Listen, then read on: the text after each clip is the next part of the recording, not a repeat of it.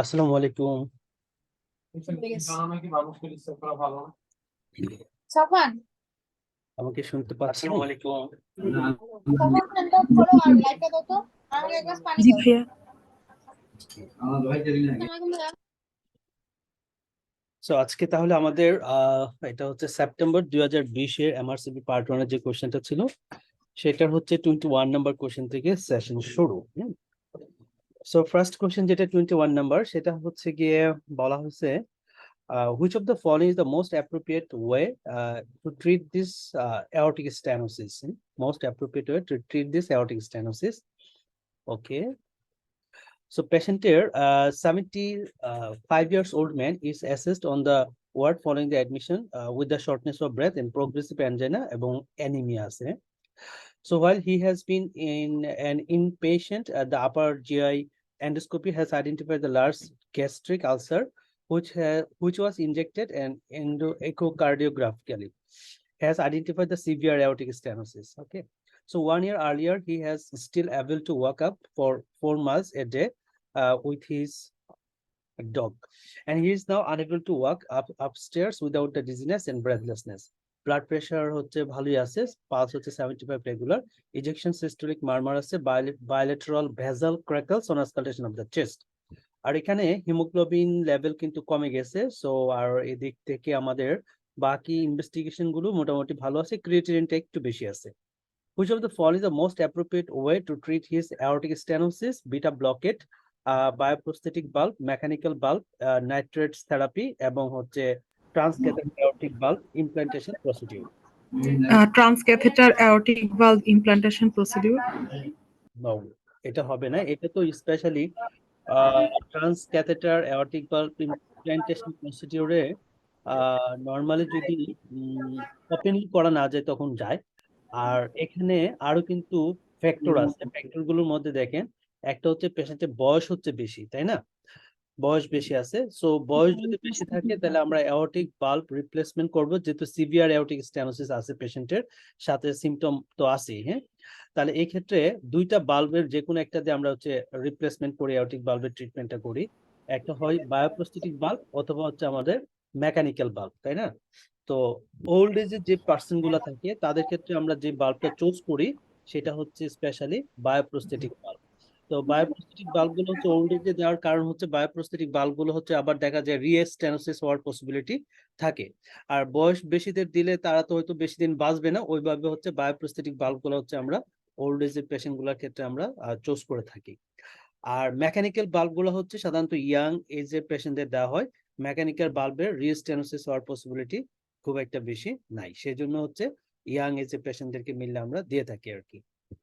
So পেশেন্টের severe aortic stenosis, আরেকটা কথা হচ্ছে যে কোনো সিভিয়ার অ্যাওর্টিক স্টেনোসিস এর পেশেন্টের, যেমন এই পেশেন্টের কিছু অ্যানজাইনাল ফিচার ছিল, হ্যাঁ, তো এদের এই অ্যাওর্টিক স্টেনোসিস এই মানে ট্রিটমেন্ট করার আগে, সার্জারি করার আগে, বাল্ব রিপ্লেসমেন্ট করার আগে একটা ইনভেস্টিগেশন করে নিতে হয়। সেটা কোন investigation?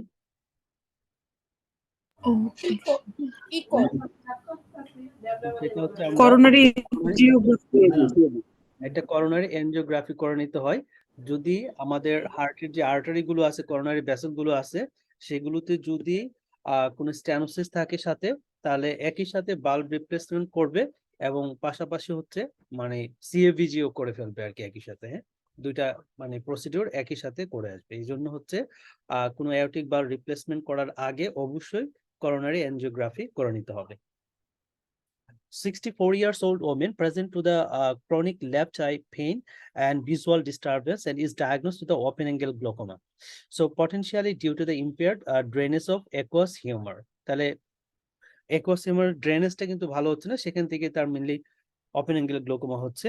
So where does the aqueous humor drain? তাহলে aqueous humor কোন রাস্তা দিয়ে ড্রেন করে? Bruch's membrane, canal of Slim, carotid plexus, Eustachian tube, Sylvian fissure. Yeah. Canal of Schlemm. তাহলে ক্যানেল অফ স্লিম দিয়ে হচ্ছে মেইনলি আমাদের অ্যাকুয়াস হিউমারটা ড্রেন করে অ্যান্টেরিয়র চেম্বার থেকে আর কি। ওকে, আচ্ছা। সো নেক্সট কোশ্চেনটা হচ্ছে আমাদের স্টেটের ওইগুলো করতে হবে আপনাদের। So which of the following is the most appropriate intervention? হ্যাঁ, এখানে সিটিতে বলছে no evidence of intracranial haemorrhage. তাহলে একটা ঘটনাটা আমরা পড়ে ফেলি। Like হচ্ছে 67 years old man is brought to the emergency department by ambulance. He has developed the sudden onset left-sided facial and left arm and left leg weakness and decreased sensation. মানে স্ট্রোকের মতো একটা অবস্থা। He has confused and dysphagia আছে। He has diabetes mellitus, hypertension, smokes 20 cigarettes per day. According to his wife, his weakness began some 2 hours earlier. His past medical history তে blood pressure বেশি এবং pulse হচ্ছে 95 regular. You confirm the presence of weakness consistent with an acute stroke. ওকে, আর যেহেতু আমাদের city স্ক্যানে হচ্ছে আপনার haemorrhage ছিল না, ঠিক আছে, তার মানে এটা আমরা ইসকেমিক স্ট্রোক বলতে পারি আর কি, তাই না, ইনফ্রাকশন বলতে পারি। ওকে, সো এখন হিমোগ্লোবিন ভালো আছে আর ওইদিকে আমাদের বাকিগুলো মোটামুটি ভালো, no haemorrhage on the CT scan. তাহলে এই পেশেন্টের ক্ষেত্রে মোস্ট অ্যাপ্রোপ্রিয়েট ইন্টারভেনশন আমরা কি নিতে পারি? Aspirin 300, clopidogrel 300, metoprolol intravenous IV infusion, subcutaneous low molecular weight heparin and alteplase. কি দিতে পারি? সবার আগে তো অ্যাসপিরিন দিব, আর পরে থ্রোম্বোলাইসিসের জন্য এলটিপ্লেস দিব। আচ্ছা, এখন মেইন হচ্ছে একটা টাইম ফ্রেম, ঠিক আছে, টাইম ফ্রেমটা কিন্তু একটা ইম্পর্টেন্ট ইস্যু। এখানে ওরা কিন্তু বলছিল যে পেশেন্টটা 2 ঘন্টার মধ্যে আসছে, এই যে 2 আওয়ার্স, হ্যাঁ, 2 হ্যাঁ, আওয়ার্স আর্লিয়ার তার এটা শুরু হয়েছে। এবং হুম, আরেকটা ইম্পর্টেন্ট ক্লু হচ্ছে পেশেন্টের হ্যামোরেজ নাই, এটা এক্সক্লুড হুম, করা আছে। তার হুম। মানে আমি বুঝে গেলাম যে পেশেন্টটা হচ্ছে ইসকেমিক একটা ইনফ্রাকশন হয়েছে আর কি। সো কোনো পেশেন্ট যদি 4.5 ঘন্টার মধ্যে আসে ইসকেমিক ইনফ্রাকশনের, মানে আমি যদি সিটি স্ক্যান করে এক্সক্লুড করে ফেলি যে পেশেন্টের হচ্ছে হ্যামোরেজিক স্ট্রোক না, এটা একটা ইসকেমিক স্ট্রোক, সেই ক্ষেত্রে 4.5 ঘন্টার মধ্যে আসলে কি দিতে হয় মোস্ট অ্যাপ্রোপ্রিয়েট? এলটিপ্লেস। সেটা কিন্তু দেওয়া আছে, হ্যাঁ, সেটা হচ্ছে থ্রম্বোলাইসিস করতে হবে। সো আমরা এলটিপ্লেস দিয়ে হচ্ছে পেশেন্টকে থ্রম্বোলাইসিস করব। তাহলে এইটা টাইম উইন্ডোটা কিন্তু এখানে মোস্ট ইম্পর্টেন্ট পয়েন্ট। তারপরে ইম্পর্টেন্ট পয়েন্ট ছিল যেহেতু ওরা হেমোরেজ হয় নাই, ঠিক আছে, সেটাও যেহেতু সিটি স্ক্যানে বলে দিছে, তাহলে আমাকে অবশ্যই এই ক্ষেত্রে অ্যাজ সুন অ্যাজ পসিবল যদি আমাদের ফ্যাসিলিটিতে অ্যাভেলেবেল থাকে তাহলে আমরা এলটিপ্লেস দিয়ে তাকে থ্রম্বোলাইসিস করতে হবে। সো 4.5 ঘন্টার মধ্যে যদি আসে তাহলে থ্রম্বোলাইসিস হচ্ছে অ্যাকিউট স্ট্রোকে আমরা দিব, গিভেন দেয়ার আর নো কন্ট্রাইন্ডিকেশন যদি না থাকে, লাইক যদি হ্যামোরেজ যদি না হয় আর কি।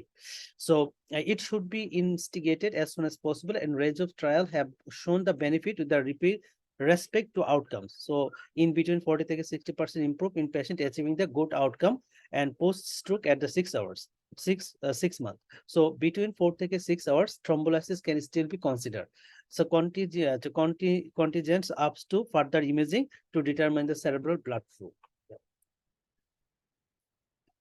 48 years old man review in the hepatology clinic following a third varicose hemorrhage in the past year. Okay, so এখন হচ্ছে পেশেন্টকে মেনটেন দ্য কমপ্লেন্স এন্ড কার্বিডুলোল এবং এপ্লিরেনন এন্ড হচ্ছে রিফ্রেইন ফ্রম অ্যালকোহল করা হয়েছে। Despite this is his symptoms have continued. He has referred to the transjugular intrahepatic port system shunt procedure. He asks about the potential complication of the procedure. মানে tips এর সবচেয়ে common complication কি জানি হয়? Hepatic encephalopathy. So এটা হচ্ছে hepatic encephalopathy, খুবই important একটা ক্লু, মানে আনসার। সো হেপাটিক এনকেফালোপ্যাথি হচ্ছে আমাদের প্রায় 30 থেকে 40% কেস হচ্ছে আমরা এটা নোটেড করে থাকি, টিপস এর পরে হেপাটিক এনকেফালোপ্যাথি হয়। তবে কাদের বেশি হবে? যদি কোনো পেশেন্টের আমার হাইপোনেট্রিমিয়া থাকে, লাইক দ্যাট, এখানে রিসপেক্টর গুলো দেওয়া আছে, যদি হাইপোনেট্রিমিয়া থাকে এটা একটা ইম্পর্টেন্ট। আর একটা ইম্পর্টেন্ট ক্লু হচ্ছে শান্টের ডায়ামিটারটা যদি 10 মিলিমিটারের চেয়ে বেশি হয় আর বয়স যদি বেশি থাকে তাদের ক্ষেত্রে হচ্ছে আমার মেইনলি এনকেফালোপ্যাথিটা হওয়ার পসিবিলিটি খুব বেশি। Okay, so 20 years old student comes to the emergency department with infected human bite নিয়ে আসছে। তাহলে ইনফেক্টেড হিউম্যান বাইট হলে কোন অর্গানিজম দ্বারা এফেক্টেড হবে? পাস্টুরালা মাল্টোসিডা নাকি স্টেফোরিয়াস নাকি স্টেফাইলোকক্কাস অরিয়াস। অ্যানজিওনোসাস? আমাদের মুখে সবচেয়ে কমন অর্গানিজম কোনটা? অরিয়াস তো হচ্ছে স্কিনে মোস্ট কমন অর্গানিজম মুখে, ওরাল ক্যাভিটি যেহেতু। স্যাঙ্গুইনাস, হ্যাঁ, স্ট্রেপ্টোকক্কাস স্যাঙ্গুইনাস, প্রিভোটেলা। হ্যাঁ, প্রিভিটালা একাইনোকক্কা আছে। একিনেলা। সো আরটা হচ্ছে এনজিওনোসাস, ঠিক আছে, স্ট্রেপ্টোকক্কাস, এনজিওনোসাস।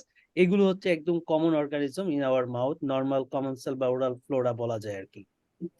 তাহলে Streptococcus aeruginosus is the normal human mouth commensal bacterium found in around 50% cases. এছাড়া এখানে গ্রাম পজিটিভ নেগেটিভ অ্যারোবস বোথ টাইপেরই অর্গানিজম থাকে, সেই জন্য হিউম্যান বাইটে আমরা মেইনলি হচ্ছে কোঅ্যামোক্সিক্লেভ দিয়ে ট্রিটমেন্টটা করে থাকি। ওকে, ফাইন। সো নেক্সট কোশ্চেন আমাদের হচ্ছে which of the following is the most appropriate intervention. পেশেন্টের সাইনোভিয়াল ফ্লুইডে 50,000-এর বেশি হোয়াইট সেল আছে, ডায়াগনোসিস কি হবে? Septic arthritis. এক কথায় হচ্ছে সেপটিক আর্থ্রাইটিস 50,000-এর বেশি হলে, আর 50,000-এর কম হলে আমরা গাউট, সিউডো গাউট এগুলো হচ্ছে ডিডিতে রাখবো।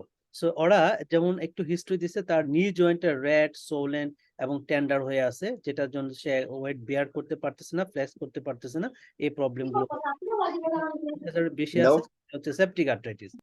এখন সেপটিক আর্থ্রাইটিসের ক্ষেত্রে আমরা মোস্ট কমন কোন অ্যান্টিবায়োটিক দিয়ে ট্রিটমেন্ট করি? IV flucloxacillin. IV flucloxacin. So আমাদের most common overall organism for septic arthritis নাম কি? Staphylococcus aureus. Staph aureus. Staph aureus. আর যদি সেক্সুয়ালি অ্যাক্টিভ ইয়াং পারসন হয়, সেক্ষেত্রে আমরা কি চিন্তা করতে পারি? নেইশিয়া গনোরি। হ্যাঁ, হ্যাঁ, সেক্ষেত্রে ডিসেমিনেটেড গনোকক্কাল ইউরেথ্রাইটিস।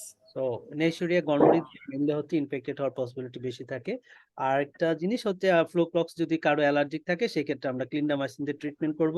সাধারণত 6 থেকে 12 সপ্তাহ কিন্তু ট্রিটমেন্টটা কন্টিনিউ করতে হয় সেপটিক আর্থ্রাইটিসের ক্ষেত্রে।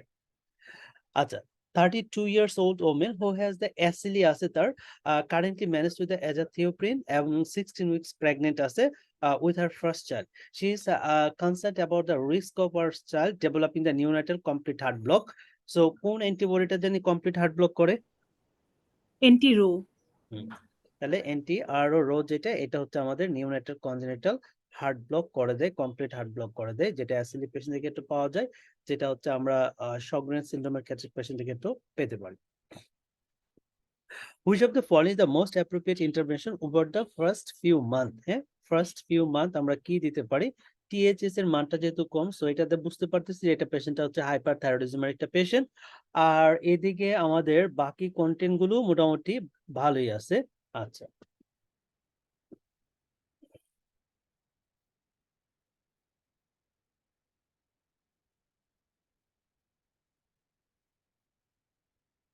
okay, so 39-year-old woman comes to the endocrine clinic with the weight loss এবং palpitation, anxiety এবং persistent tremor, যেটা hyperthyroidism feature, which has worsened over the past few months. Her blood pressure 110/70, pulse হচ্ছে 95 regular.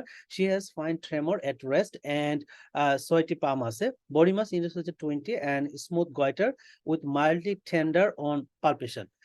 So bilateral exophthalmos আছে, Graves অপথ্যালমোপ্যাথি আছে আর কি। আচ্ছা, তাহলে এটা হচ্ছে গ্র্যাপস ডিজিজের patient. So which of the following is the most appropriate intervention over the first few months? Carbimazole plus thyroxine, propylthiouracil, radiaridine and thyroidectomy. Yeah, carbimazole plus thyroxine. Exactly. So যেহেতু Graves অপথ্যালমোপ্যাথি আছে, তাহলে আমরা radio iodine therapy তো দিব না, গেল এটা। আর গ্র্যাপস ডিজিজের ক্ষেত্রে আমরা যেটা করতে পারি ব্লক এন্ড রিপ্লেসমেন্ট থেরাপি, তাই না? সো ব্লক এন্ড রিপ্লেসমেন্ট থেরাপিতে যেটা আমরা করি, যে প্রথম হচ্ছে কার্বিমাজল দেই, কার্বিমাজল দিয়ে পেশেন্টের হচ্ছে আমরা তাকে থাইরয়েড স্ট্যাটাসটা ইউথাইরয়েড কন্ডিশন আনি। ইউথাইরয়েড কন্ডিশনে আনার পরে তখন যেটা অ্যাড করতে হয়, সেটা হচ্ছে একটা থাইরক্সিন অ্যাড করে দিতে হয় আর কি, ঠিক আছে? সো এই জন্য এটাই হচ্ছে ব্লক এন্ড রিপ্লেস রেজিম বা থেরাপি। সো এই জন্য আমাদের আনসারটা হবে কার্বিমাজল প্লাস হচ্ছে থাইরক্সিন। হ্যাঁ, ব্লক এন্ড রিপ্লেস থেরাপিটাই কি ফার্স্ট চয়েস? হ্যাঁ, ব্লক এন্ড রিপ্লেস থেরাপিটাই হচ্ছে অ্যাকচুয়ালি ফার্স্ট লাইন চয়েস হিসাবে এখন করা হয়। কারণ হচ্ছে আমরা যখন কার্বিমাজল দিব, তখন কিন্তু একটা যখন পেশেন্ট ইউথাইরয়েড কন্ডিশনে আসে, তার কাছ থেকে কিন্তু পেশেন্টটা হচ্ছে হাইপোথাইরয়েড হওয়ার পসিবিলিটিও থাকে আর কি। সেজন্য যখন ইউথাইরয়েড কন্ডিশনে আসবে, তখন হচ্ছে একটা থাইরক্সিন অ্যাড করে দিতে হবে আর কি। ভাই এটা কি সব ক্ষেত্রে নাকি শুধু গ্রেপস এর ক্ষেত্রে? স্পেশালি গ্রেপস এর ক্ষেত্রে, থাইরোটক্সিকোস তো অনেক ক্ষেত্রে হতে পারে, তবে মেইনলি হচ্ছে ব্লক এন্ড রিপ্লেসটা হচ্ছে গ্রেপস এর ক্ষেত্রে ইউজ করা হয় থাকে আর কি। আর প্রেগন্যান্সিতে কিন্তু ব্লক এন্ড রিপ্লেস থেরাপি দেওয়া যাবে না, হ্যাঁ। প্রেগনেন্সি ক্ষেত্রে আবার ট্রিটমেন্ট প্রসিডিউরটা একটু ভিন্ন। লাইক ফার্স্ট ট্রাইমেস্টার হচ্ছে প্রোপালথাইউরাসিল, সেকেন্ড এন্ড থার্ড ট্রাইমেস্টার হচ্ছে কার্বিমাজল, আর ব্রেস্ট ফিডিং এর সময় হচ্ছে প্রোপালথাইউরাসিল। Okay, so a 24-year-old woman is brought to the emergency department having suffered the transient loss of consciousness while at work. Transient loss of consciousness is a 24 বছরের person. So she reports that after standing for a long period with one place listening to talk, and she began to feel very lightheaded, and then word began to close in and the room went to dark. Next thing she remember is the waking up on the floor and the colleagues standing around her. She has no significant medical illness. According to the colleagues, she was unconscious for approximately 30 seconds. তার মানে বেজোবাগেলের মতো একটা attack হয়েছে আর কি। আর blood pressure ভালো, pulse ভালো, body mass index 23 ভালো, ECG sinus normal আছে, আর কিউটি ইন্টারভাল 390, তার মানে কিউটি ইন্টারভালটা নরমাল আছে। হ্যাঁ, আচ্ছা, এরপরে which of the following is the most appropriate next step? 24-hour ambulatory blood pressure monitoring, 24-hour ECG record, CT head, electroencephalography, আর এটা হচ্ছে reassurance and discharge. 24-hour ECG recording. ECG তো normal. Reassurance discharge. So এখানে mainly পেশেন্টের হচ্ছে বেজোভেগাল একটা event হয়েছে, যেহেতু তার আনকনসিয়াসনেস এর পরে উইদিন 30 সেকেন্ডের মধ্যে সে রিকভার করছে এবং তার কোনো পোস্ট ইভেন্ট কোনো সিমটম বা কিছু নাই, এবং ইসিজিও নরমাল, আবার একটা কিউটি ইন্টারভালও তার নরমাল। সো একদম ক্লোজলি এটা হচ্ছে বেজোভেগাল অ্যাটাক, তাহলে আমাদের রিঅ্যাসুরেন্স এন্ড ডিসচার্জ করতে হবে আর কি।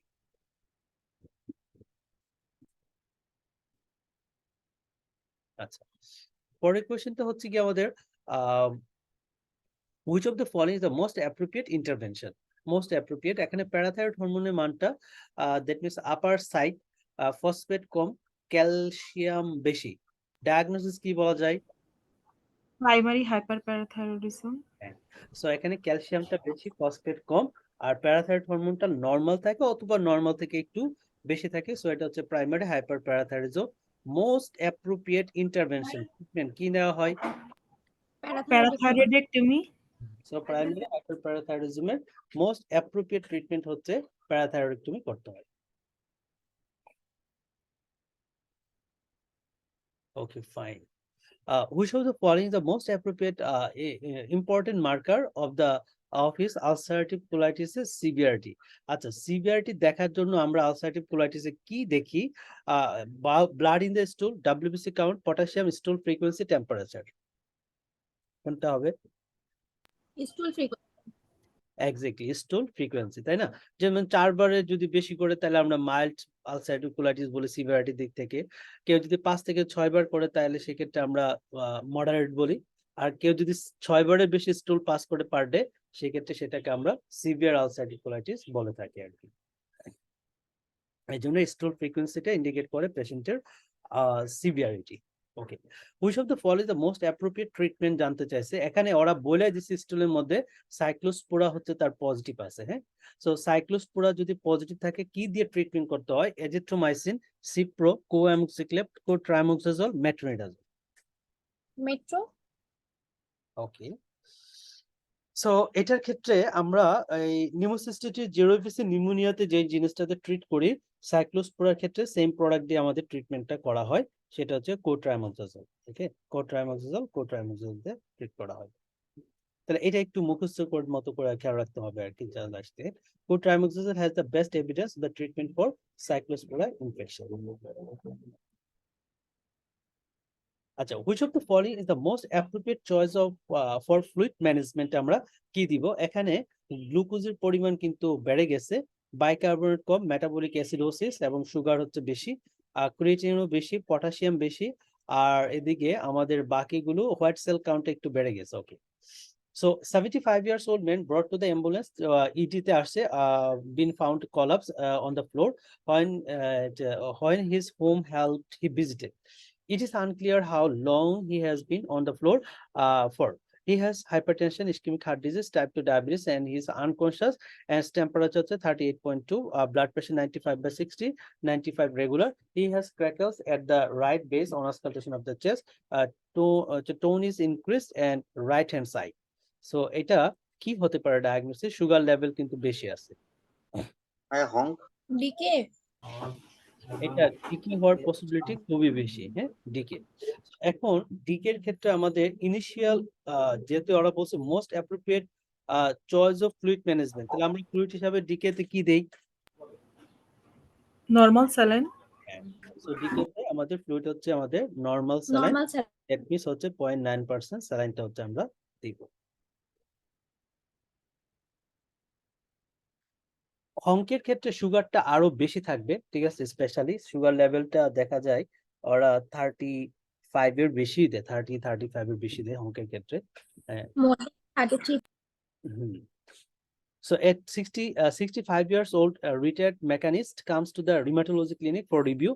Her main complaints are honky কিন্তু metabolic acidosis খুব একটা prominent feature না, কারণ ওইখানে আপনার যেটা হয় গিয়া ওই যে যেটা অ্যাসিটোন, হ্যাঁ, বিটা হাইড্রোক্সি বিউটারেট, মানে এই জিনিসগুলা কিন্তু খুব একটা বেশি প্রোডাকশন থাকে না, কি কিটোন বডি যেটা বলি, প্রোডাকশন খুব একটা হয় না, এবং ইউরিনেও কিন্তু কিটোন বডি সবসময় পাওয়া যায় না। আর হংকের ট্রিটমেন্টে কিন্তু ইনসুলিন তখনই দিতে হয় যদি ইউরিনে কিটোন বডি পাওয়া যায়, তাও একদম ল ডোজে দিতে হয়। মেইনলি হচ্ছে আমাদের হাইড্রেশনটা মেইনলি হচ্ছে মেনটেন করতে হয়, ইলেকট্রোলাইট ইমব্যালেন্স থাকলে সেগুলো কারেকশন করতে হয় আর কি। What is the most likely cause of the change affecting her finger? Most likely cause change. আচ্ছা, এখানে দেখেন বলছে যে তার 65 years old retired mechanist comes to the rheumatology clinic for review. Her main complaints of the pain এবং হচ্ছে stiffness affecting the distal interphalangeal joints. Examination course noted the bony swelling আছে, stiffness over the DIP joint. তাহলে এই যে bony swelling আছে, এটা দিয়ে আমরা কি ডায়াগনোস করতে পারি? Osteoarthritis osteoarthritis. এক্স্যাক্টলি, এটা হচ্ছে অস্টিওআর্থ্রাইটিস, মোস্ট লাইকলি এটা হচ্ছে আমাদের হেভেনডেন্স নডিউল, হ্যাঁ, অ্যাবান্ডেন্স নডিউল। এবং ওরা বলে দিচ্ছে দেখেন কোনো নেল পিটিং টিটিং নাই, তার মানে সোরিয়াটিক আর্থ্রাইটিস না।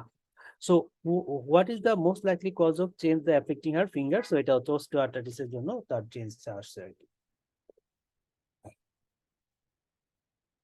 তাহলে সোরিয়াটিক আর্থ্রাইটিস আর অস্টিওআর্থ্রাইটিস এই দুইটাই কিন্তু আমাদের ডিআইপি জয়েন্টটাকে ইনভলভ করে। আর রিউমাটয়েড আর্থ্রাইটিসটা হচ্ছে প্রক্সিমাল ইন্টারফ্যালেঞ্জিয়াল জয়েন্ট এবং প্রক্সিমাল মেটাকার্পোফ্যালেঞ্জিয়াল যে জয়েন্ট থাকে সেই জয়েন্টগুলোকে কিন্তু মেইনলি ইনভলভ করে থাকে। আচ্ছা, which of the following is the most appropriate intervention? হ্যাঁ, এখানে পেরিটোনিয়াল ফ্লুইডে মাইক্রোস্কোপি কোর্সে 250 হোয়াইট সেল পাইছে পার ml এ। সো এটা ডায়াগনোসিস কি? No organism less than 100। এটা ডায়াগনোস তাহলে কি বলা যায়? SBP so SBP, that means peritonitis develop করছে। আচ্ছা, পেশেন্টটা এখানে সিআরপিটাও বেশি আছে, দ্যাট মিন্স হচ্ছে ইনফেকশন হয়েছে। আচ্ছা, এখন আমরা দেখি যে এটার কোনো কোমরবিডিটি আছে কিনা। লাইক দ্যাট পেশেন্টটা অন ডায়ালাইসিস পাচ্ছে, পেরিটোনিয়াল ডায়ালাইসিস। তাহলে পেরিটোনিয়াল ডায়ালাইসিস যদি পায়, ঠিক আছে, তো এখানে যেহেতু পেরিটোনিয়াল ফ্লুইডে হোয়াইট সেলের পরিমাণ আপনার 250 এর বেশি, সো আমরা যেটা বলতে পারি এখন যে peritoneal dialysis related peritonitis develop করছে আর কি, যেহেতু সে পেরিটোনিয়াল ডায়ালিসিস পাচ্ছে। আর এন্ড স্টেজ রেনাল ফেলিওর আছে, টেম্পারেচার বেড়ে গেছে, ক্লাউডি, যেটা হচ্ছে ডায়ালিসিস যে ফ্লুইডটা আছে সেটা হচ্ছে ক্লাউডি আছে, দ্যাট মিন্স ইনফেকশন আছে, এটা বোঝা যাচ্ছে। ওকে, সো এই পেরিটোনিয়াল ডায়ালিসিস রিলেটেড পেরিটোনাইটিস এর জন্য ট্রিটমেন্ট অফ চয়েস কি দিব আমরা? Intraperitoneal vancomycin, oral ciprofloxacin, intraperitoneal vancomycin, oral cipro, oral vanco, oral cipro, intraperitoneal gentamicin, oral cipro এবং ইন্ট্রাভেনাস জেন্টামাইসিন। হ্যাঁ,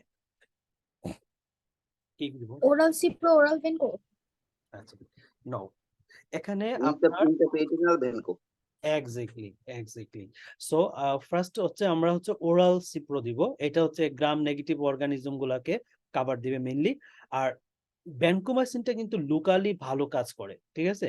লাইক দ্যাট আমরা যদি বলি ক্লোস্ট্রিডিয়াম ডিফিসিল ইনফেকশনের ক্ষেত্রে আমরা তো ওরাল ভ্যানকোমাইসিনটা ইউজ করি, কারণ গাটের ইন্টেস্টিনাল ওয়ালের মধ্যে কিন্তু তার ইনফেক্টিভ এজেন্ট আছে। সো এই ক্ষেত্রে আইভি দিলে খুব একটা ভালো সে কাজ করে না। আবার যেটা হয় গিয়ে ওরাল দিলেন এটা কিন্তু আবার সিস্টেমিক অ্যাবজর্পশন হয় না, ঠিক আছে? সো এই জন্য আপনাকে যখন যে সাইডে ইনফেকশনটা থাকে সেই সাইডটাকে প্রায়োরিটি দিয়ে ভ্যানকোমাইসিনটাকে আপনার দিতে হবে আর কি। হ্যাঁ, সো এই ক্ষেত্রে ক্লোস্ট্রিডিয়াম ডিফিসিলি থাকলে আমরা হচ্ছে পার ওরাল দেই। আর যদি পেরিটোনাইটিস ডেভেলপ করে সেই ক্ষেত্রে হচ্ছে আমরা ইন্ট্রাপেরিটোনিয়াল ভ্যানকোমাইসিনটা হচ্ছে ইউজ করবো আর কি। সো এটা হচ্ছে বেস্ট একটা অপশন। ভাই এখানে নো অর্গানিজম বলতে কি কোনো কিছু মানে হ্যাঁ, নো অর্গানিজম বলতে কি মানে কি বুঝাইছে? ওরা কোনো অর্গানিজম মানে কি অর্গানিজম কোনোটাই না নাকি? নাম্বার অফ অর্গানিজম না 100? Less than 100 number of organism, এটাই হবে নো ও অর্গানিজম না। নাম্বার। হ্যাঁ, লেস দেন 100 হবে আর আচ্ছা কি, আচ্ছা। Right, yes. এটা ভাইয়া এখানে যদি প্রাইমারি হয় বা হচ্ছে মিক্সড যদি হয় সেক্ষেত্রে কি অ্যান্টিবায়োটিকটা চেঞ্জ হয়ে যাবে? মিক্সড বলতে মিক্সড বলতে ভাই ওই যে যেটা আমরা ডাইভার্টিকুলাইটিস বা হচ্ছে যদি পারফোরেশন হয়ে এসবিপি এর জন্য যেটা হয় হ্যাঁ, তখন কি আমার অ্যান্টিবায়োটিকের চয়েস এটাই থাকবে? আচ্ছা, ডাইভার্টিকুলাইটিস যদি হয়, যদি গাট অর্গানিজম গুলো আসে, তাহলে মেইনলি হচ্ছে গ্রাম নেগেটিভ গুলোকে কাভার দেওয়ার জন্য আপনি মেট্রো দিতে পারেন, সিপ্রো দিতে পারেন। হ্যাঁ, তবে গাট গাট আচ্ছা অর্গানিজমের জন্য বেশ ভালো কাজ করে হচ্ছে আমাদের মেট্রোনিডাজলটা আর কি। তো মেট্রোনিডাজলটা হচ্ছে এক্ষেত্রে আমরা চয়েসে রাখবো। আর যেহেতু এটা হচ্ছে মানে এই পেশেন্টের ক্ষেত্রে যেহেতু স্কিন থেকে একটা ক্যাথেটার আমাদের অ্যাবডোমেনে গেছে, সো মোস্ট লাইকলি এটা আপনার যে স্টেফাইলোকোকাস এপিডার্মাইটিস দিয়েও হতে পারে তার পেরিটোনাইটিসটা আর কি, অথবা স্টেফাইলোকোকাসের কোনো একটা অর্গানিজম দিয়ে হতে পারে। তো এই ক্ষেত্রে ওই গ্রাম পজিটিভটাকে কাভার দেওয়ার জন্য আমরা মিলে হচ্ছে এই ভ্যানকোমাইসিনটাকে দিয়ে থাকি আর কি। আচ্ছা, so an 18 years old woman who has Turner syndrome comes to the clinic for review with her mother. She is concerned about the long-term complication of the disease, including osteoporosis. Okay, so বয়স কিন্তু কম এবং সেটা হচ্ছে Turner সিনড্রোমের patient, that means তাদের হচ্ছে oestrogen প্রোস্টেরন এগুলো কিন্তু deficiency থাকে। হ্যাঁ, এখন এই অস্টিওপোরোসিসকে প্রিভেন্ট করতে হলে আমরা কি দিব? Calcium, vitamin D, HRT therapy, oral contraceptive, raloxifene, কোনটা দিবেন? Hormone replacement therapy. হ্যাঁ, যেহেতু টার্নার সিনড্রোমের পেশেন্ট, হরমোনের ডেফিসিয়েন্সির জন্য মেইনলি এস্ট্রোজেন ডেফিসিয়েন্সির জন্য মেইনলি তার হচ্ছে অস্টিওপোরোসিস ডেভেলপ করছে, সেই জন্য আমরা তাকে হরমোন রিপ্লেসমেন্ট দিতে হবে, থেরাপি এস্ট্রোজেন রিপ্লেসমেন্ট করতে হবে। আচ্ছা, একটা যদি ইয়াং মেল একটা পেশেন্ট হতো, এখানে তো ফিমেল তাই না, টার্নার ইয়াং মেল পেশেন্ট যদি হইতো এবং সেক্ষেত্রে যদি অস্টিওপোরোসিস ডেভেলপ করতো, সেক্ষেত্রে আমরা কি ডায়াগনোসিস চিন্তা করতাম? Young testosterone. অস্টিওপোরোসিস কিসের জন্য হয় ইয়াং? Androgen resistance. আচ্ছা, সো এটা হচ্ছে মেইনলি অ্যান্ড্রোজেন রেজিস্ট্যান্স বলতে ইস্ট্রোজেন ডেফিসিয়েন্সির জন্য মেইনলি অস্টিওপোরোসিসটা হয়ে থাকে। সেই ক্ষেত্রে হচ্ছে আমরা তাকে কিন্তু হরমোন রিপ্লেসমেন্ট থেরাপি এবং সাথে স্পেশালি ইস্ট্রোজেন থেরাপিটা কিন্তু আমাকে দিতে হবে আর কি, রিকম্বিনেন্ট ইস্ট্রোজেন দিতে হবে। আচ্ছা, সো এখানে ট্রাস্টুজুমাবের মোস্ট ইম্পর্টেন্ট অ্যাডভার্স ইফেক্ট জানতে চাইছে। সো এই কোশ্চেনটা দেখেন, আমরা মোটামুটি প্রতিটা ডায়েটে কম বেশ পাইছি আর কি। হ্যাঁ, সো কি করে সাইড ইফেক্ট? কার্ডিওমায়োপ্যাথি। হ্যাঁ, কার্ডিওমায়োপ্যাথি করা থাকে, খুবই ইম্পর্টেন্ট। এটা একটু আমি পড়ি। agonism of the human epidermal growth factor HER2 receptor, which is the target of the trastuzumab বা Herceptin নামে যেটা রোশ কোম্পানি বাজারজাত করে, is thought to be protective against the dilated cardiomyopathy. So antagonism of the receptor with the trastuzumab has a significant impact on the risk of cardiomyopathy and cardiac failure. Co-prescription with the taxane therapies and doxorubicin can worsen the further risk. So doxorubicinটা কিন্তু পরীক্ষায় দিয়ে থাকে। That means anthracycline based chemotherapeutic agent যেগুলো, সেগুলো হচ্ছে মিললে আমাদের এই কার্ডিওমায়োপ্যাথি আর কার্ডিওটক্সিসিটি করে থাকে।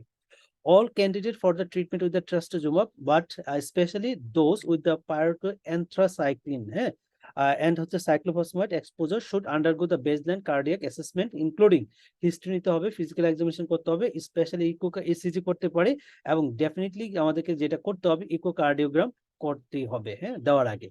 মাল্টিগেটেড অ্যাকুইজিশন আমরা মগা টেস্ট করতে পারি অথবা এমআরআই করতে পারি cardiac.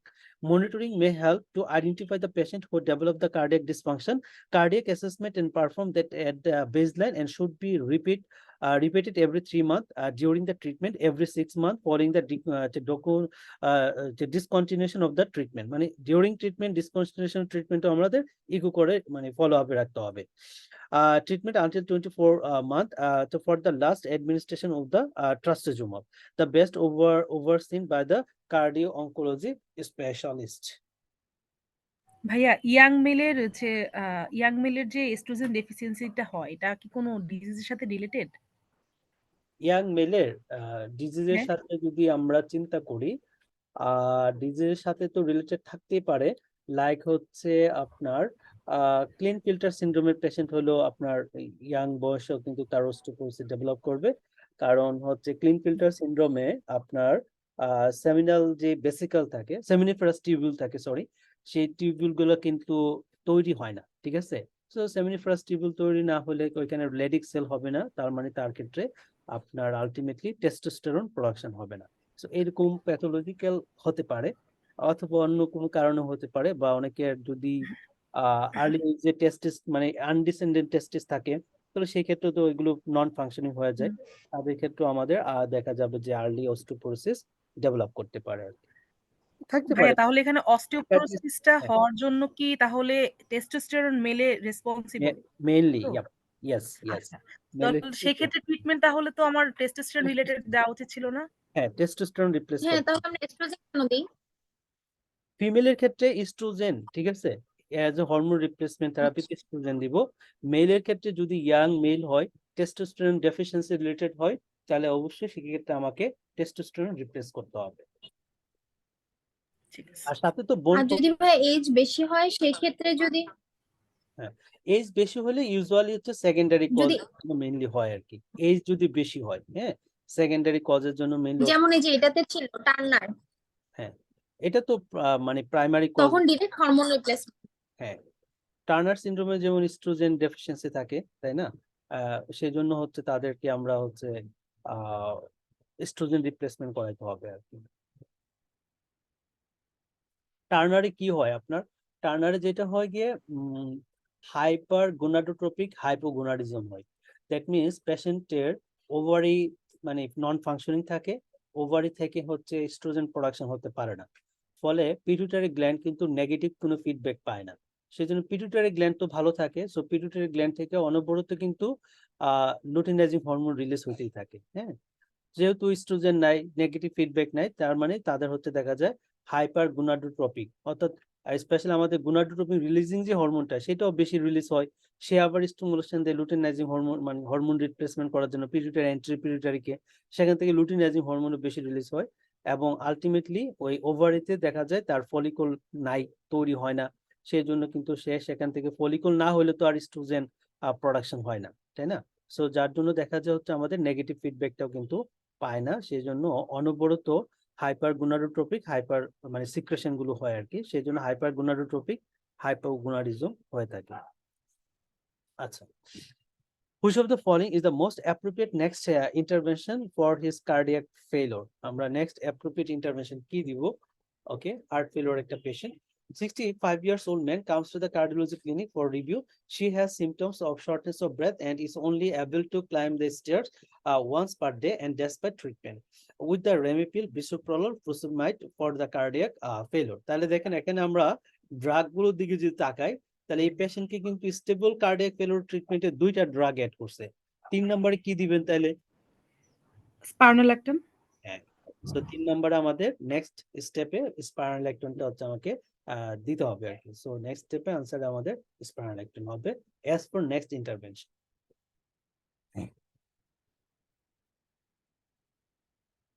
Which of the following is the most likely causes of this patient's raised total T4? Raised হওয়ার কারণ কি? Total T4. Okay, so আমরা একটু সিনারিটা দেখে ফেলি। 29 years old woman referred to the endocrine clinic for review. She is 16 weeks pregnant and is increasingly tired. তার মানে first trimester. Okay, GP is concerned that she may have a problem with the thyroid gland. R BP pulse ভালো আছে, regular, BMI হচ্ছে 22. Haemoglobin 10.3 আর white sell platelet এগুলো ভালোই আছে। এই THS এর মানটা কমের দিকে 0.5।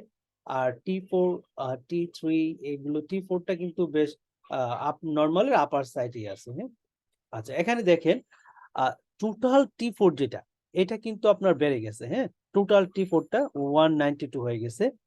আর ফ্রিটা কিন্তু মোটামুটি আমাদের নর্মালের আপার সাইডে আছে আর কি, টোটালটা বাড়ছে। সো প্রেগনেন্সি তো আমরা জানি ইনিশিয়ালি হচ্ছে তাদের থাইরোগ্লোবুলিনের পরিমাণ বেড়ে যায় ডিউ টু ইস্ট্রোজেনিক ইফেক্ট। হ্যাঁ, থাইরোগ্লোবুলিন যত বাড়ে ততই থাইরোগ্লোবুলিনের মধ্যে হচ্ছে মনো আয়োডোটাইরোসিন, ডায়োডোটাইরোসিন এগুলা মিলে আলটিমেটলি থাইরোক্সিন বাইন্ড করায় আর কি, বেশি বেশি প্রোডাকশন হয়।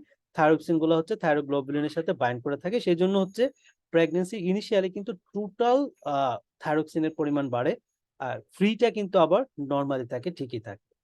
আচ্ছা এখানে প্রেগনেন্সিতে টিএইচএস এর পরিমাণ কমে গেছে, কেন কমে গেছে টিএইচএস এর পরিমাণ? কারণ হচ্ছে এখানে হচ্ছে টিএসএইচ লাইক যেটা হচ্ছে হিউম্যান বিটা এসসিজিটা হচ্ছে টিএসএইচ লাইক অ্যাক্টিভিটির জন্য। Very good. সো বিটা এসসিজিটা হচ্ছে মানে টিএইচএস লাইক অ্যাক্টিভিটির জন্য। এই বিটা এসসিজি তো প্রেগন্যান্সিতে আমরা জানি ইনিশিয়ালি বেশি থাকে, সো এই জন্য হচ্ছে বিটা এসসিজিটা যেটা করে সে হচ্ছে থাইরয়েড গ্ল্যান্ডকে স্টিমুলেশন দেয়, ডিরেক্টলি স্টিমুলেশন দিয়ে T4 এগুলো হচ্ছে রিলিজের পরিমাণটা কিছুটা বাড়ায় দেয়। আর বিটা এসসিজিটা যেটা করে টিএসএইচ কে নেগেটিভ ইনহিবিট করে আর কি, নেগেটিভ ইনহিবিশন দেয়। ফলে দেখা যায় নেগেটিভ স্টিমুলেশনের জন্য বিটা এসসিজি টিএইচএস এর মানটা হচ্ছে প্রেগন্যান্সির শুরুতে কমে যায়। আর বিটা এসসিজিটা বেশি থাকে বলে দেখা যায় আমার T4 T3 এটির পরিমাণ হচ্ছে ইনিশিয়ালি প্রেগন্যান্সির শুরুর দিকে আর কি ইনিশিয়ালি কিছুটা হাইপার থাকে আর কি পেশেন্টগুলো, ঠিক আছে, ইনিশিয়ালি হাইপার থাকে। আচ্ছা এখন ওনারা কি জানতে চাইছে which of the following is the most likely cause of this patient raise total T4 বাড়ার কারণ কি? Graves, thyroiditis, Hashimoto, hyperemesis gravidarum, normal pregnancy, thyroiditis of the pregnancy. Normal pregnancy. Normal pregnancy, exactly যেটা আমরা বলছিলাম যে oestrogen যেহেতু বাড়ে সেজন্য তাদের হচ্ছে থাইরোগ্লোবুলিন প্রোডাকশনটা বেড়ে যায়। আর থাইরোগ্লোবুলিন তো একটা বট গাছ, এটার মধ্যে থাইরোক্সিন গুলা মানে মানে প্রোডাকশন হয়ে ওইখানে বাদুরের মতো ঝুলা থাকে আর কি, লাইক দ্যাট অনেকটা। হ্যাঁ, তো দেখা যায় যে টোটাল থাইরোক্সিনটা হচ্ছে তখন বেড়ে যায় ডিউ টু থাইরোগ্লোবুলিন যেহেতু বাড়ে। এই জন্য এই পেশেন্টের ক্ষেত্রে আমাদের আর নেগেটিভ ফিডব্যাকও যে টিএইচএসটা কমে, এই জন্য এই পেশেন্টের ক্ষেত্রে T4টা হচ্ছে একটু আপার সাইডের দিকে আছে, আর টিএসএসটা হচ্ছে লোয়ার সাইড কম আছে আর কি। এটা হচ্ছে normal variant of the pregnancy. আচ্ছা, which of the following auto antibodies is causes of our hyperthyroidism? That means এই পেশেন্টটা মোস্ট লাইকলি গ্রেভস ডিজিজ। তাহলে গ্রেভস ডিজিজে হাইপারথাইরয়েডিজম হওয়ার কারণ কোন অ্যান্টিবডি, কোনটা হবে answer? TSH receptor TSH antibody. Receptor antibody. Right. So এটা দেখেন আমরা মনে হয় প্রিভিয়াসলি আরো দুইটা কোশ্চেন পাইছিলাম most likely. TSH TSH receptor antibody. Right. So TSS receptor antibody এটা হচ্ছে আনসার। এবং এটা লাস্ট কিন্তু আমরা দুইটা কোশ্চেনে কিন্তু এই আনসারটা পাইছি। হ্যাঁ, টিএসএস রিসেপ্টর অ্যান্টিবডিস। ওকে, এখানে প্লাজমা ইলেকট্রোফোরেসিস করে দেখছে ইমিউনোগ্লোবিন আইজিএম এর পরিমাণ অনেক বেশি, ডায়াগনোসিস কি বলবেন? Multiple myeloma. Multiple. Waldenstrom exactly, এটা হচ্ছে ওয়ালডেনস্ট্রম ম্যাক্রোগ্লোবিনেমিয়া। ভেরি গুড ভাইয়া। সো মাল্টিপল মাইলোমাতে will be raised IgG, right? IgG will be raised mainly, but in case of Waldenström macroglobulinemia the IgM is totally raised. Isolately IgM টা হচ্ছে বেড়ে যায় আর কি। আর patient গুলো হচ্ছে যে জিনিসটার ফিচার নিয়ে আসে সেটা হচ্ছে হাইপার ভিসকোসিটির ফিচার নিয়ে মিলে আসে। সো আইজিএম তো আমরা জানি একটা প্যান্টামেরিক প্রোটিন, দ্যাট মিন্স বড় মাপের প্রোটিন, এটার প্রোডাকশন বেড়ে গেলে হাইপার ভিসকোসিটি হচ্ছে বেড়ে যায়। পেশেন্ট গুলো হচ্ছে hyper viscosity feature, specially headache, blurring of vision, এই জিনিসগুলা কিন্তু আমাদের কাছে নিয়ে আসবে। সো এই পেশেন্টের diagnosis ওয়ালডেনস্ট্রম ম্যাক্রোগ্লোবিনেমিয়া। Which of the following is the most useful investigation to confirm the diagnosis? আমরা কি করতে পারি? আচ্ছা, 22 years old student comes to the ED with the erythematous morbilliform rash which began on her forehead, then spread to his neck, trunk, upper limb, whole body তে ছড়াই গেছে। Diagnosis কি বলবেন? Measles. Exactly, very good. So measles এর কিন্তু এটা একটা characteristics feature যে মুখ থেকে, নাকের পিছন থেকে, সরি কানের পিছন থেকে র্যাশ গুলো শুরু হবে, তারপরে গলায় ধরবে, তারপরে সারা বডিতে হচ্ছে ছড়া যাবে। এইটাই আপনার মিজেলস ডায়াগনোসিস করতে হবে। কপ্লিক স্পট তো দিবেই, নাও দিতে পারে, বাট এটা হচ্ছে তার ডায়াগনোসিস করার একটা ভালো ওয়ে। আরেকটা কথা হচ্ছে মোর বেলি ফ্রম র্যাশ, এই শব্দটা মাত্র মিজেলস এর ক্ষেত্রেই ইউজ করে থাকে আর কি ইউজুয়ালি। আচ্ছা, এখন আছে সিআরপি টিআরপি এগুলো সবই বেশি আছে। মিজেল ডায়াগনোসিস করতে হলে আমাদের কি টেস্ট করতে হবে? Monospot test, CMV, IgM, IgG, IgM, আর oral fluid measles, RNA. Oral fluid measles, IgM, IgM, no no no no no, no এটা নো না, RNA, RNA. RNA, right. So PCR করতে হবে আর কি, ঠিক আছে? যেহেতু মিজেলস একটা আরএনএ ভাইরাস, সো এখানে আমরা হচ্ছে রাইবোনিউক্লিক অ্যাসিডের পলিমারাইজেশন রিঅ্যাকশন করে দেখতে হবে। আইজিএমটা ব্লাডে দেখি, তাই না ভাইয়া? আইজিএম তো ব্লাডে দিই, তবে আইজিএম এগুলো হচ্ছে মানে স্পেসিফিক না আর কি। যদি আচ্ছা, আপনার পিসিআর থাকে, সো এটাই হচ্ছে মেইনলি স্পেসিফিসিটি বেশি। সো আরটি-পিসিআর হচ্ছে আমাদের করতে হবে remains the positive up to 3 days, 3 days after the presence of the rash. So testing kits can provide the local health authority. আচ্ছা, 38-year-old woman comes to the psychiatric clinic for review. She is concerned that he need to wash her hands and many times hand wash করে, তাহলে diagnose কি? OCD. হ্যাঁ, এই দেখেন আরেকটা কথা দিছে, অ্যাভয়েড দ্য পাবলিক টয়লেট, মানে টয়লেট রিজিডিটি থাকে, অর্থাৎ নিজের টয়লেট ছাড়া অন্য টয়লেট সে ইউজ করবে না, বারবার হাত ধুবে। সো এটা হচ্ছে অবসেসিভ কম্পালসিভ ডিসঅর্ডার। এই কোশ্চেনটা কিন্তু আমরা আগে পাইছিলাম। Which of the following is the most likely diagnosis? Bicarbonate লেভেলটা হচ্ছে তার 22, মানে একটু কম। পার্শিয়াল প্রেসার অফ কার্বন আছে 3.2, কমে গেছে। অক্সিজেনটা আবার বেড়ে গেছে না, অক্সিজেন বেশি আছে 14.2। আবার এইদিকে এইদিকে পিএইচ এর মানটা হচ্ছে বেড়ে গেছে। আচ্ছা, এই যে একটা অ্যাসিড বেজের একটা যে স্ট্যাটাস, পিএইচ তো বেশি অ্যালকালোসিস হইলো, এখন এটা কি আমরা রেসপিরেটরি অ্যালকালোসিস বলবো নাকি মেটাবলিক অ্যালকালোসিস বলবো? Respiratory alkalosis. Respiratory alkalosis. Exactly, যেহেতু পার্শিয়াল প্রেসার অক্সিজেনটা বেশি, তাহলে এবং পেশেন্টের কার্বন ডাইঅক্সাইড কমে গেছে, তার মানে পেশেন্ট হচ্ছে হাইপার ভেন্টিলেশনে আছে আর কি। হ্যাঁ, বেশি বেশি ভেন্টিলেশন নিতেছে, সো সে কার্বন ডাইঅক্সাইড হচ্ছে বের করে দিচ্ছে আর অক্সিজেন হচ্ছে বডিতে নিচ্ছে। সো এটা হচ্ছে মেটাবলিক ডিসঅর্ডার, মানে আমাদের respiratory alkalosis.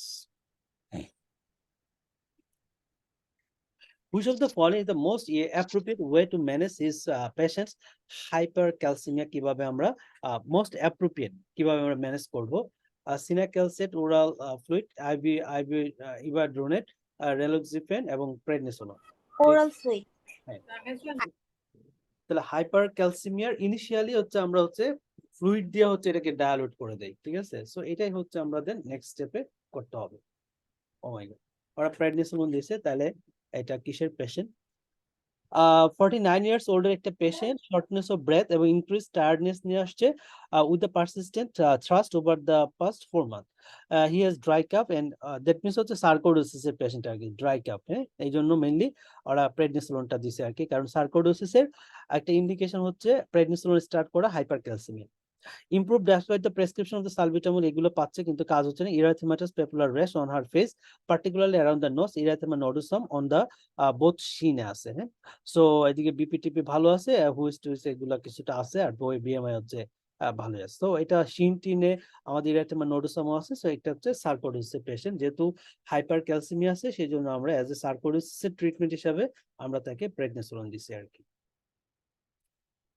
18 years old man is referred to the cardiology clinic. He received an ECG as a part of signing in progress of as a professional footballer.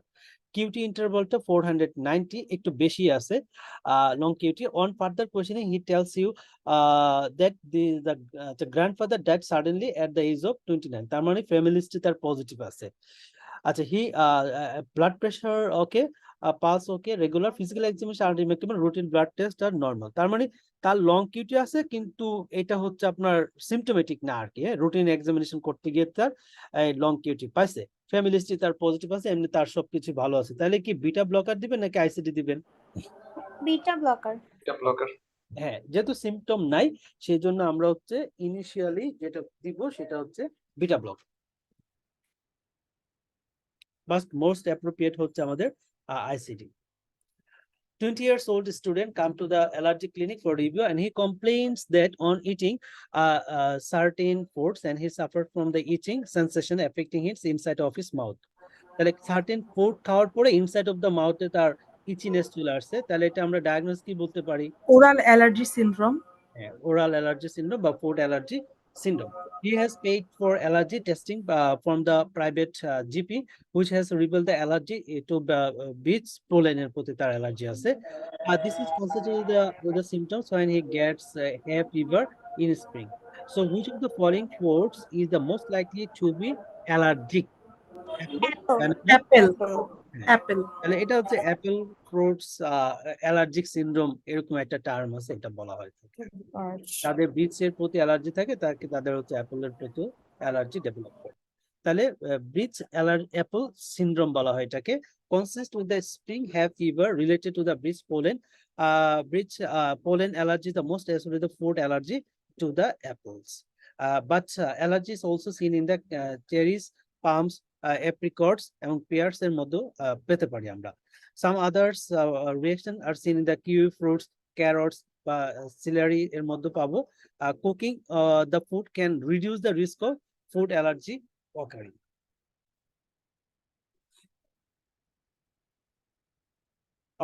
Which of the following is the most likely cause of her skin change? 47 years old landscape gardener comes to the emergency department with the erythematous blistering rash affecting both forearm. তার মানে যেহেতু gardener, তাহলে সান exposure হচ্ছে পেশেন্টটা, এবং তার হচ্ছে ফোরামের মধ্যে মানে সান এক্সপোজ এরিয়াগুলোতে ব্লিস্টারিং রেস্টেস erythematous condition চলে আসে। He says he was clearing a patch of waste ground, including the clearing some the giants weeds and over the past days, and was wearing shorts and t-shirt due to the hot weather. তার মানে হাতের ফোরামের দিকে কোনো তার জামা টামা ছিল না। So he has hypertension for which he takes the Remipil. Examination revealed the erythema blistering over the both forearms. Although his face, lower limbs are tanned, it is his arms that are most affected by the rash. Which of the following is the most likely cause of his skin change? Drug-induced photosensitivity, insect bite, needle rash, and phytodermatitis, sunburn. Drug induced ফটোসেন্সিটিভিটি। No, drug. Sunburn.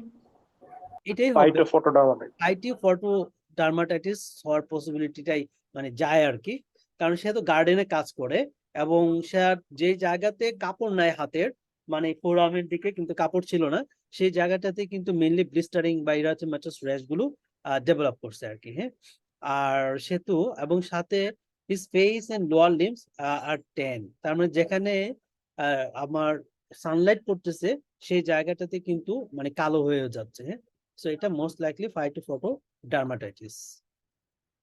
আচ্ছা, জিনিসটা কি extensive erythema seen where the blistering confined the forums where gardener may have been removing weeds is considered the phytodermatitis. The rash begin within the 24 hours after exposure and reach its peak 48 থেকে 72 hours later. The carrots family, including the hogweed species, especially known as the responsible for phytodermatitis. Other causes include the Rataceae বা Moraceae হতে পারে, citrus or mulberry families যারা তারাও করে। When the patient realize they have come into the contact with the phototoxic plant, they should wash the area with the soap and water as soon as possible. Avoid the sun exposure to the area of the skin for up to 3 days. আচ্ছা, which of the following is the strongest risk factor for developing autosomal dominant Alzheimer's disease? ঠিক আছে, তাহলে Alzheimer's disease হওয়ার possibility কোনটা সবচেয়ে বেশি risk factor হিসেবে কাজ করে? Family history of early onset disease, hypercholesterolaemia, hypertension, smoking আর টাইপ 2 ডায়াবেটিস। Family history. হ্যাঁ, ফ্যামিলি হিস্ট্রি হচ্ছে আমাদের আলজেইমার ডিজিজের ক্ষেত্রে ইম্পর্টেন্ট একটা risk factor for early development of this disease.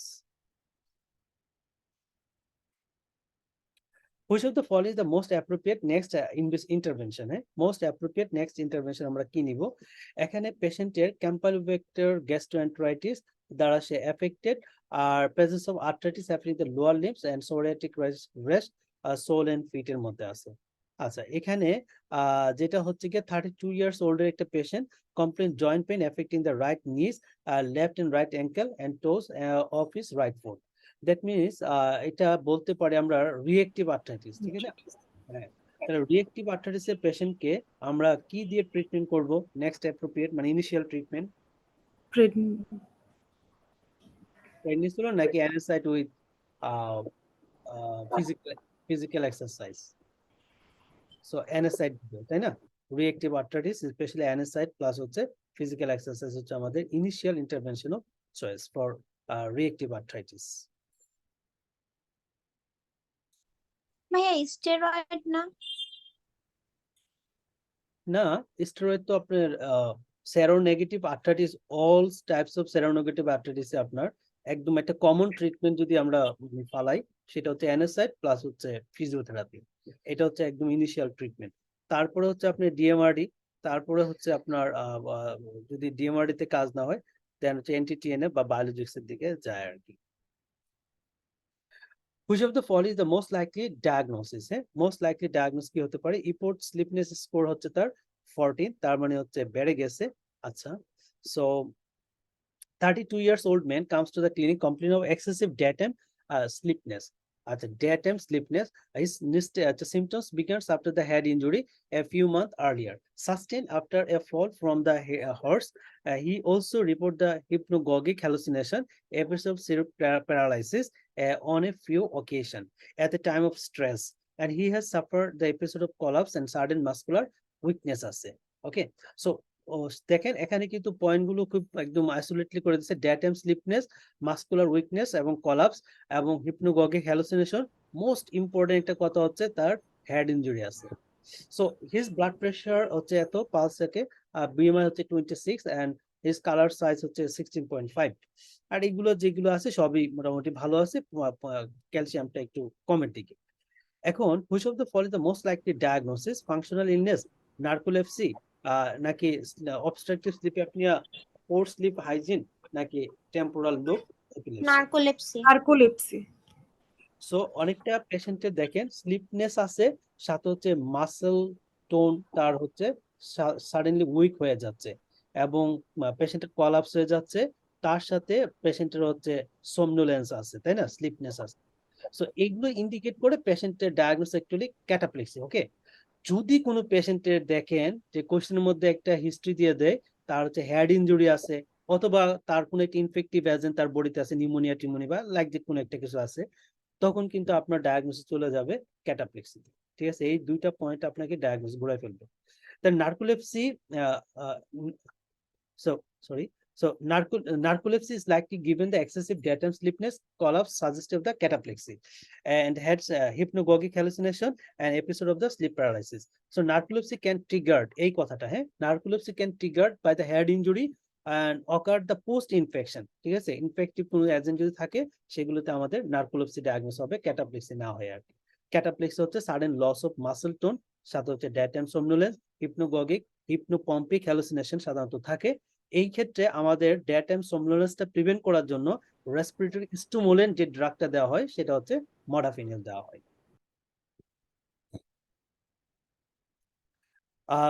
Which of the following is the most likely cause of their familial cancer syndrome? কি হতে পারে? 21 years old একটা পেশেন্ট ক্যান্সার ডিপার্টমেন্টে আসছে। she is very concerned as the number of first degree relatives have died from cancer। তার মানে কোন একটা ডিজিজ যেটা অটোসোমাল ডমিনেন্টের মতো ক্যান্সারের সাথে related. Identify cancer include the breast cancer, leukemia, soft tissue sarcoma, malignant melanoma, অনেক different types of cancer। এটা ডায়াগনোসিস কি বলবেন? Lee-Fraumeni syndrome. Li-Fraumeni syndrome. Yeah, so Li-Fraumeni syndrome কোন জিনের মিউটেশনের ফলে হয়? P53। Exactly, very good. So TP53 মিউটেশনে লি-ফোরামিনি সিনড্রোম ডেভেলপ করে usually. Okay, right now you are reviewing the guidelines of the blood transfusion that hospital where you work. Over the past few months there have been increased use of irradiated red blood cell use করে। আচ্ছা, so which of the following patient must be given irradiated blood product? এই অপশনগুলো একটু আমরা নিজেরা পড়ে আনসারটা করব আর কি।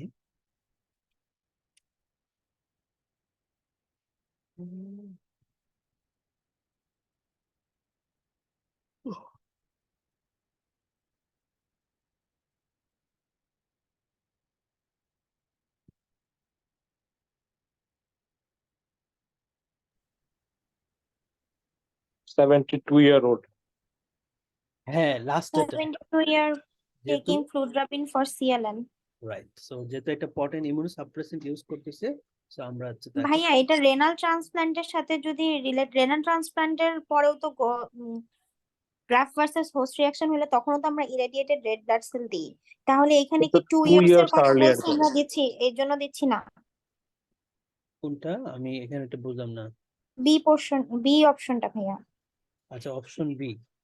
Option B, the 48 years old woman who received the renal transplant 2 years earlier. আচ্ছা, এখানে যেটা হচ্ছে যে রেনাল ট্রান্সপ্ল্যান্টে যে ইমিউনোসাপ্রেসেন্ট ইউজ করে আমরা সাইক্লোস্পোরিন ইউজুয়ালি ইউজ করি, এটার চেয়ে পটেন্ট ইমিউনোসাপ্রেসেন্ট হচ্ছে আপনার ফ্লোরারাবাইন। ঠিক আছে, ফ্লোরারাবাইনটা হচ্ছে একটা পটেন্ট ইমিউনোসাপ্রেসেন্ট। তো এই ক্ষেত্রে বেশিরভাগ সময় হচ্ছে পেশেন্টটা মানে কোলাটেরাল মানে ইমিউনোসাপ্রেসেন্ট থাকে, এবং এই ক্ষেত্রে যদি আমরা লিম্ফোসাইট রিলেটেড ব্লাড দেই তখন কিন্তু গ্রাফট ভার্সাস হোস্ট ডিজিজ হওয়ার সম্ভাবনা সাইক্লোস্পোরিনের তুলনায় এটা বেশি আর কি, সেই জন্য এটা মিললে হচ্ছে আনসারটা আমরা প্রেফার করছি। Fludarabine is the purine analog that classes agent include the cladribine, fludarabine, coformamycin, clofluorabine, bendamustine are associated with the significantly increased risk of transfusion-associated graft versus host disease. For this reason, patients taking them or who have used them should be prescribed irradiated blood indefinitely.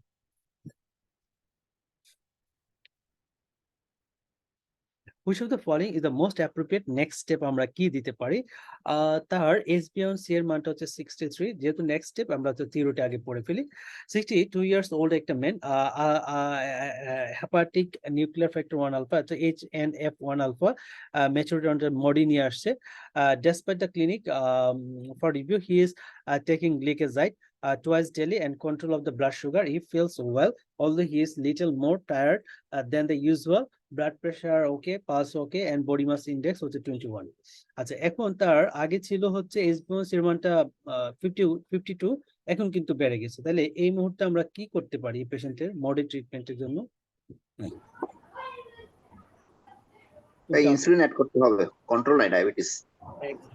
So মডির second line ট্রিটমেন্টে কিন্তু আপনার insulin দিতে হবে। First line treatment হচ্ছে sulphonylurea, that means gliclazide, আর second line যদি গ্লিকেজাইডে কন্ট্রোল না হয় সেক্ষেত্রে আমাদেরকে ইনসুলিন শুরু করতে হবে। 45 years old man who is suffering from granulomatous polyangiitis treated with a combination of methylprednisolone plus হচ্ছে সাইক্লোফসফেমাইড। ওরা জানতে চাইছে সাইক্লোফসফেমাইডের মোড অফ অ্যাকশনটা কি জানি?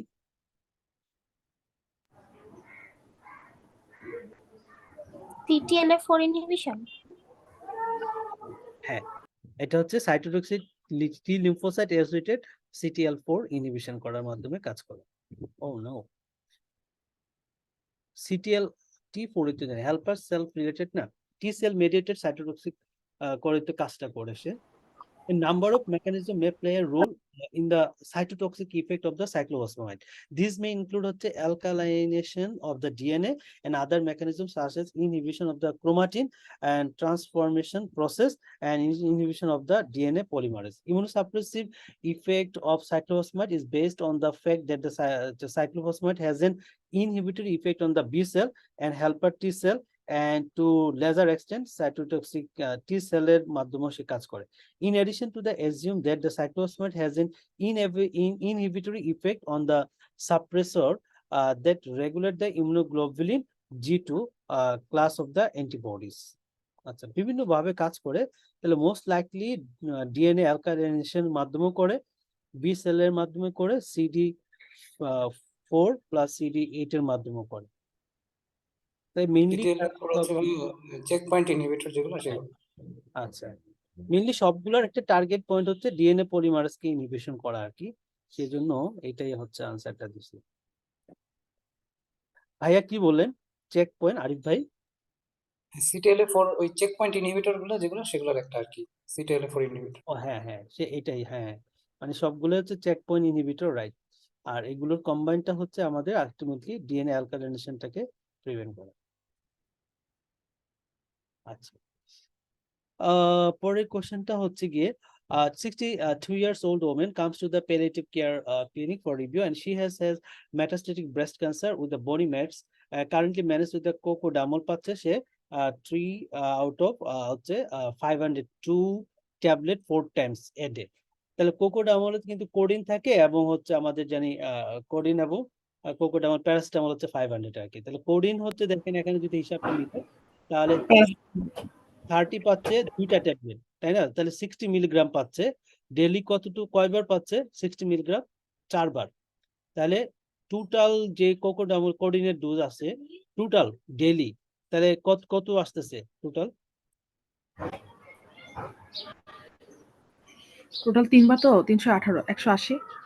ও 180। আচ্ছা 180, কারণ হচ্ছে এটা যেহেতু 60 2টা ট্যাবলেট পাচ্ছে তাহলে 60 মিলিগ্রাম। আর 60 কে যদি আমরা ভাইয়া 240 তো 4 বার তো 4টা গুণ করতে হবে, কত আসে তাহলে? 240। ও 4 240। আচ্ছা 240 আছে, ওকে।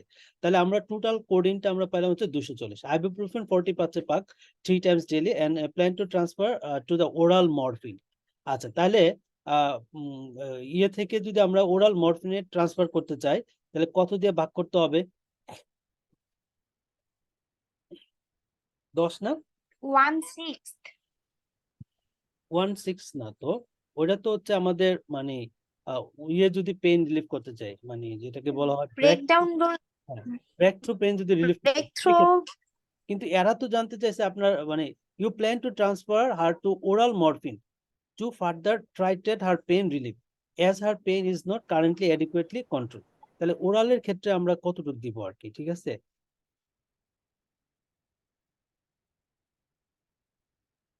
এটা কি ব্রেক থ্রু পেইন রিলিফের ক্ষেত্রে বলছে? আমি তো ভাবছিলাম যে transfer you have to transfer her to oral morphine.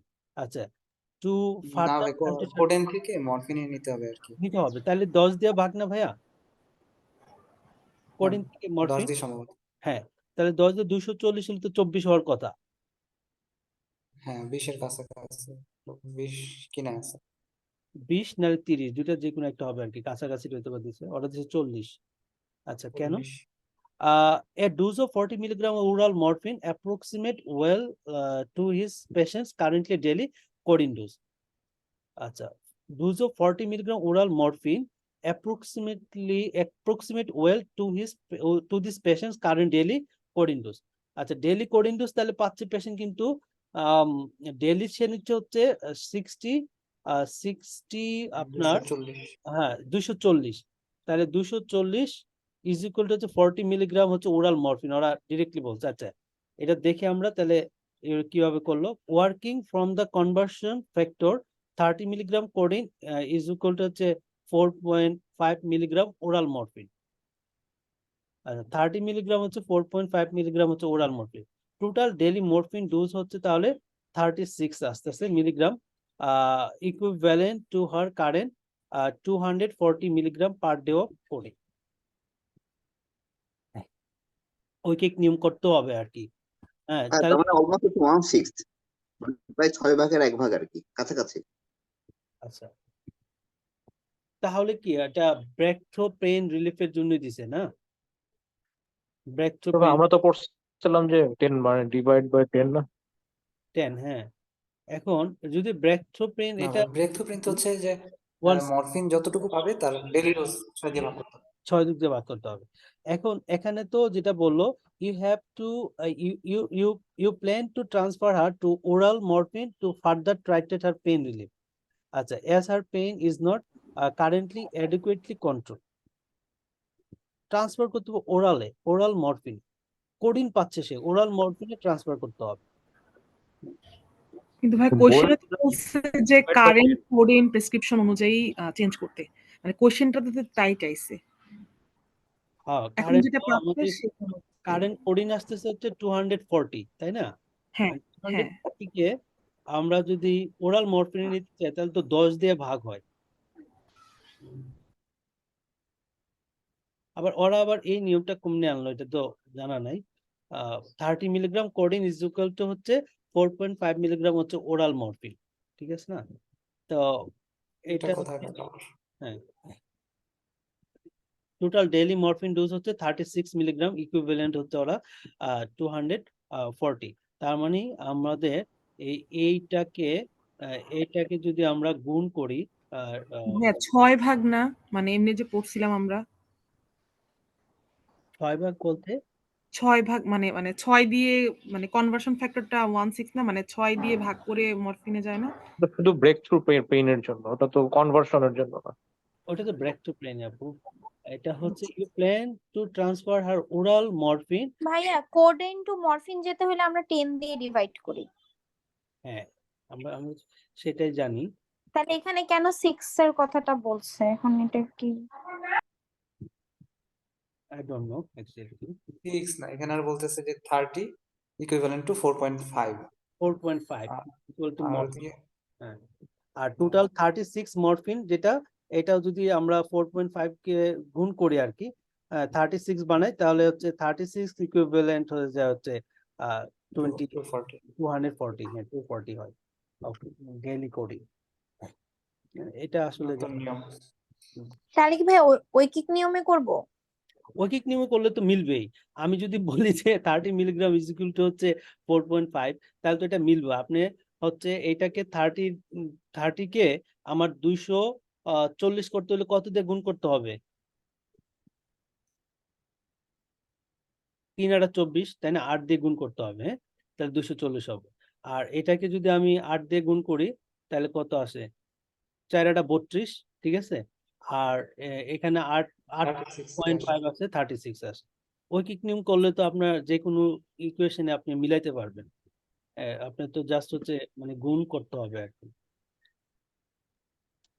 ওকে, ভাইয়া এই যে অ্যান্সার গুলো দেওয়া, এগুলো কি একদম রয়্যাল কলেজ থেকে অ্যান্সার গুলো দেওয়া, নাকি মানে ওরা নিজেরা নিজেদের মতো করে অ্যান্সার দিতে? এটা হচ্ছে যারা পাস মেডিসিন এই পাস টেস্টে কাজ করে মেইনলি, ওরা হচ্ছে এগুলো করে আর কি, লাইক দ্যাট আমার আপনার মতো ডাক্তাররাই করে আর কি। ভাইয়া তাহলে কি এটা আগেরটাই মনে রাখবো যে কোডেন থেকে মরফিনে যেতে হলে 10 দিয়ে ভাগ ওটাই করব? মনে রাখবো, হ্যাঁ ওটাই মনে রাখবো, যেটা আমরা জানি। আচ্ছা, আচ্ছা, আর একটা হচ্ছে আপনাদের মধ্যে কারো কি পাস টেস্ট সাবস্ক্রিপশন নেওয়া আছে রানিং? যদি থাকে তাহলে লেটেস্ট কোনো কোশ্চেন অ্যাড করছে কিনা সেটা যদি করে থাকে, তাহলে আমি এটা 23-এর আর কি, হ্যাঁ 23-এর সেই কোশ্চেনটা আমি মেকিং করবো আর কি। আজকে আপনাদের মধ্যে কারো সাবস্ক্রিপশন নেওয়া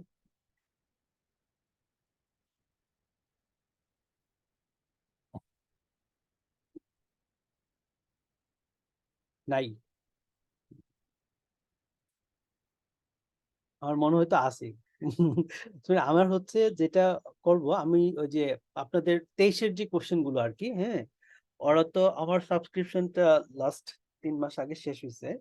তো দেশের দেশের কোশ্চেন গুলো পাওয়ার জন্য আর কি, ওরা তো একদম লেটেস্টলি যদি কোনো কোশ্চেন অ্যাড করে দেশের, সেটা একটু দেখবো, যদি করে তাহলে হচ্ছে আমি ডাউনলোড করে নিবো আর কি, বুঝছেন? যদি থাকে তাহলে আহ, বলতে পারেন আমাকে, জাস্ট আপনার যে যে আইডিতে পাসওয়ার্ডে সাবস্ক্রিপশন নেওয়া আছে আমাকে দিলে আমি আমার মতো করে ওটা ডাউনলোড করে ফেলবো আর কি।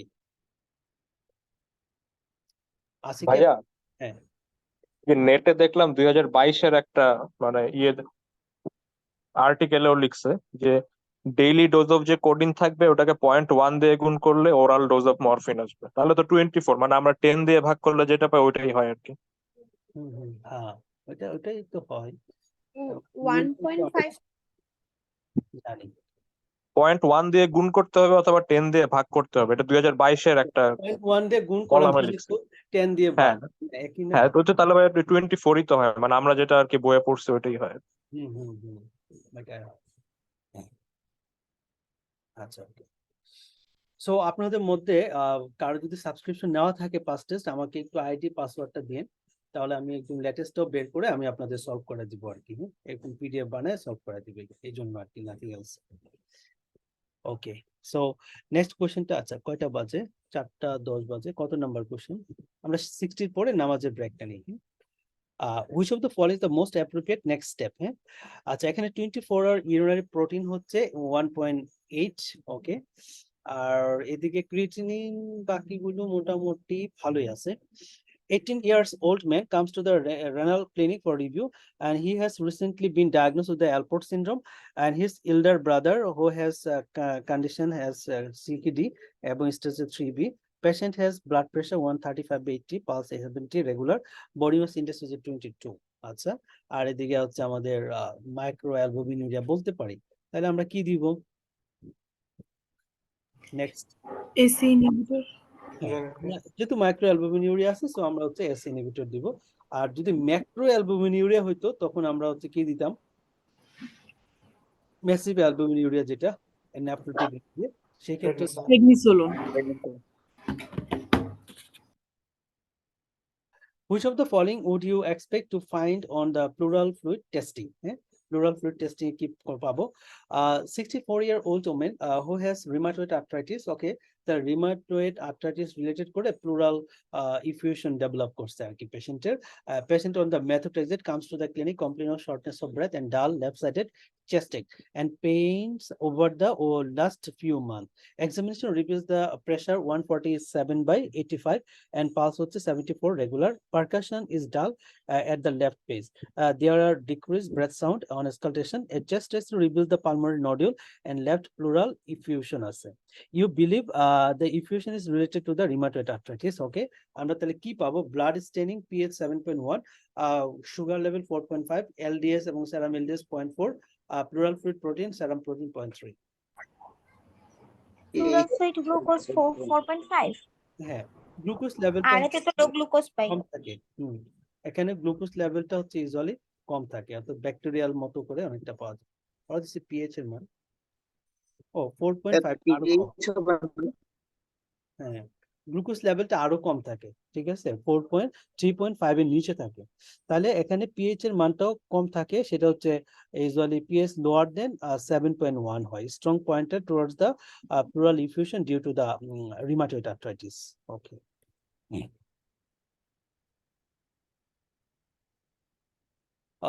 next question হচ্ছে 29 years old woman who is review in the emergency department, having suffered the syncopal episodes after standing still for a prolonged period at the reception.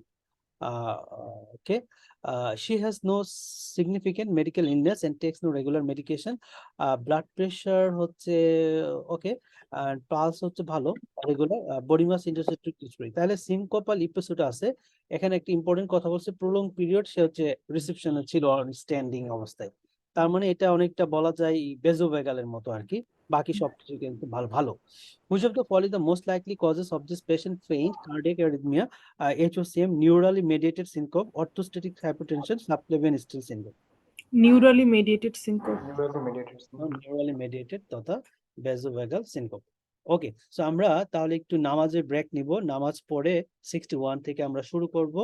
এখন বাজে হচ্ছে 12, তাহলে আমরা স্পেশালি 4:30টায় শুরু করবো আর কি। হ্যাঁ, 4:30। ওকে ভাইয়া একটা কোয়েশ্চেন ছিল।